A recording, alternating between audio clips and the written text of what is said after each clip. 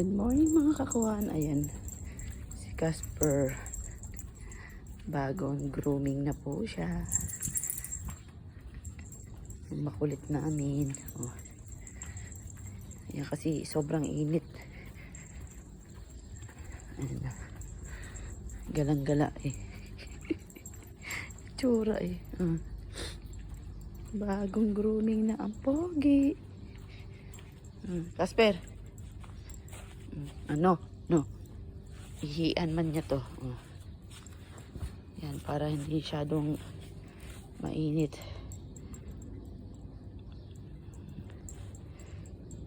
Nilabas ko muna at alam niyo nang gagawin niya. No? Ihi dito, ihi doon.